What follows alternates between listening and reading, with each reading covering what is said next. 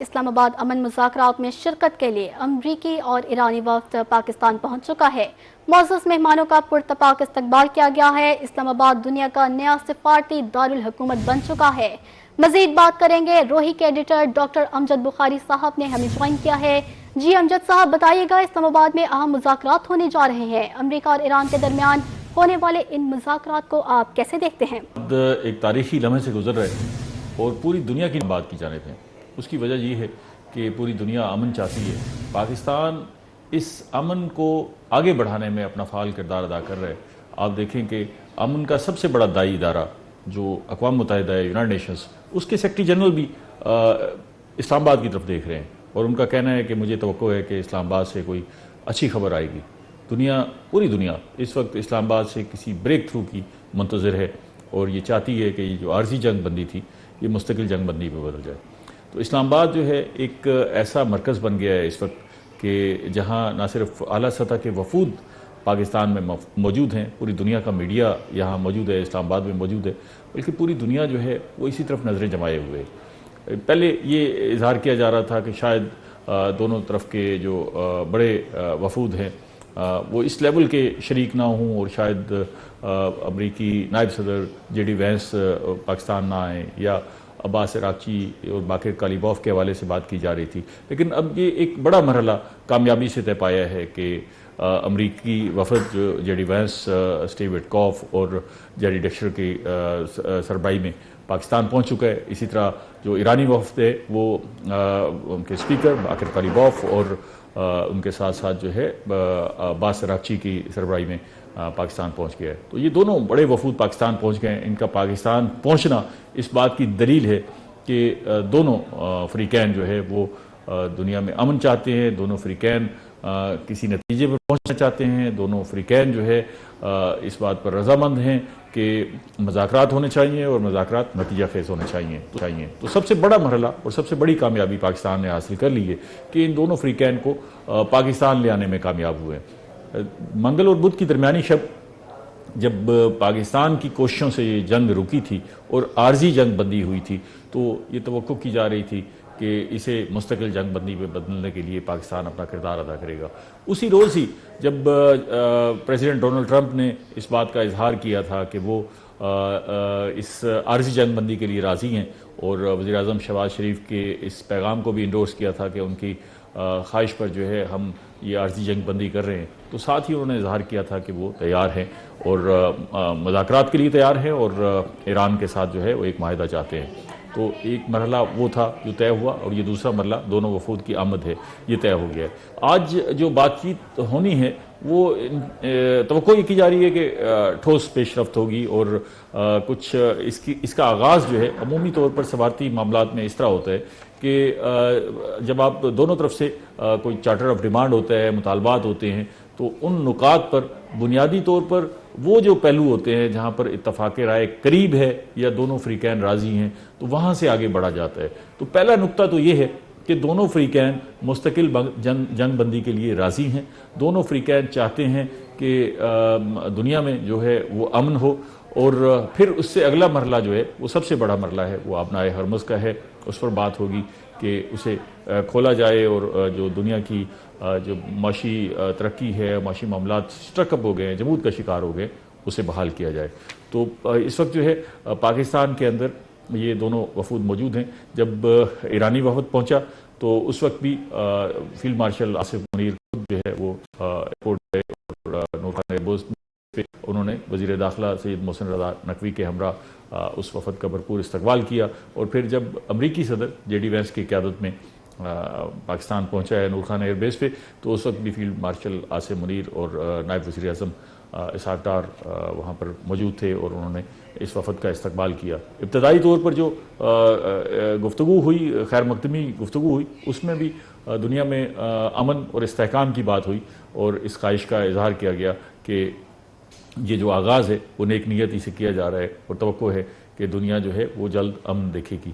जब JD Vance America से चले हैं तो वहाँ भी उन्होंने इस तवक्को का इजहार किया कि वो खुले दिल के साथ पाकिस्तान जा रहे हैं और ये तवक्को करके जा रहे हैं कि हम किसी माहदे पर पहुँचेंगे, और ईरान से भी उन्होंने इसी माहदे की तवक्को की। इसके बाद जो है वो प्रेसिडेंट डोनाल्ड ट्रंप ने भी इस हवाले से अपना पैगाम जारी किया, जिसमें उन्होंने कहा कि वो चाहते हैं कि कोई माहदा हो जाए और हम ईरान से तवक्को करते हैं कि वो बेहतरी की तरफ जाए। लेकिन क्योंकि जब दो फ्रीकैन के दरमियान लड़ाई हो रही होती है तो वो तलखी की फ़ज़ा यकलख्त ख़त्म नहीं हो सकती, तो वो तलखी मौजूद होती है। उस तलखी को भी हम महसूस कर रहे हैं, दोनों तरफ से तलखी है और दोनों तरफ से ये इजहार किया जा रहा है कि वो अपने जो मौक़िफ़ है उस पर कायम हैं, डटे हुए हैं, और दोनों तरफ से ये कहा जा रहा है कि उन्होंने जंग जीती है। इसके साथ साथ जो है दोनों के जो चार्टर ऑफ डिमांड हैं उन पर भी जो है इसरार किया जा रहा है। लेकिन यकीनन इसके अंदर से एक दरमियानी रास्ता निकाला जाएगा और कोशिश की जाएगी कि वो जो इब्तदाई पॉइंट्स हैं जिन पर दोनों फ्रीक मुत्तफिक हों वहाँ से आगाज़ किया जाए और आहिस्ता आहिस्ता उन सख्त मराहिल की तरफ बढ़ा जाए। दोनों तरफ से जो नुकात पेश किए गए हैं मुतालबात के, उसमें कुछ चीज़ें ऐसी हैं जो ज़रा थोड़ी सी स्टिफ है और उन पर बातचीत में कुछ मुश्किलात पेश आ सकती हैं। लेकिन पाकिस्तान की जो इस सारे मुज़ाकराती अमल में हैसियत है वो सिर्फ फैसिलिटेटर की नहीं है। इससे पहले जो है हम ये देख रहे थे और पाकिस्तान के हवाले से बात की जा रही थी कि पाकिस्तान सिर्फ फैसिलिटेट कर रहा है, लेकिन अब ऐसा लगता है कि पाकिस्तान का जो किरदार है वो फैसिलिटेटर से कुछ आगे बढ़ के मीडिएटर का है, और इस सालसी अमल में पाकिस्तान जो है वो भरपूर अंदाज से शरीक है। पाकिस्तान इस सारे अमल में फरीक नहीं। आप इस चीज़ को कैसे देखते हैं? आपने अभी कहा कि पाकिस्तान का किरदार महज एक फैसिलिटेटर का नहीं, अब बल्कि एक मीडिएटर का बन चुका है। तो हम सोशल मीडिया पे भी ये देख रहे हैं कि भारत की जान निकल रही है इस चीज़ को देखते हुए कि पाकिस्तान की कामयाब सफारतकारी पर उनका ऐसा रद्द अमल क्यों है? आप इस चीज़ को कैसे देखते हैं? बड़ी अजीब सी कैफियत है कि पूरी दुनिया में इस वक्त अमन की बात हो रही है। पूरी दुनिया ये डिस्कशन कर रही है कि पाकिस्तान के अंदर जो मुज़ाकरात हो रहे हैं वो किस नतीजे पर पहुंचते हैं। पूरी दुनिया इस ख्वाहिश का इजहार कर रही है कि दुनिया में अमन हो, खलीज में अमन हो और दुनिया की तजारत बहाल हो।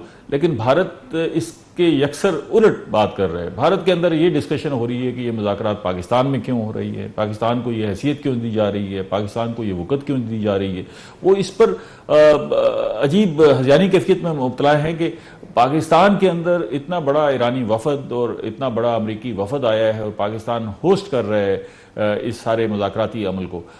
असल प्रॉब्लम ये है, मसला शुरू भी यहाँ से होता है कि जब भारत ने एक चैलेंज के तौर पर पाकिस्तान को कहा था कि वो पाकिस्तान को दुनिया में तनहा कर देगा, उसको सफारती लिहाज से दुनिया में आइसोलेट कर देगा, और ये उसने चैलेंज के तौर पर जो है पाकिस्तान को कहा था। तो आज दुनिया में मंजर ये हो गया है कि पाकिस्तान तो लाइमलाइट में मौजूद है, पूरी दुनिया में डिस्कस हो रहा है, पूरी दुनिया के रहनुमा वज़ीर-ए-आज़म शहबाज शरीफ से राब्ते में हैं, फ़ोन कर रहे हैं, लेकिन अगर कहीं नहीं नज़र आ रहा तो वो भारत है। और भारत जो है अपनी सबकी की वजह से कि वो सारे प्रोसेस में कहीं नज़र नहीं आ रहा तो वो बाहर है।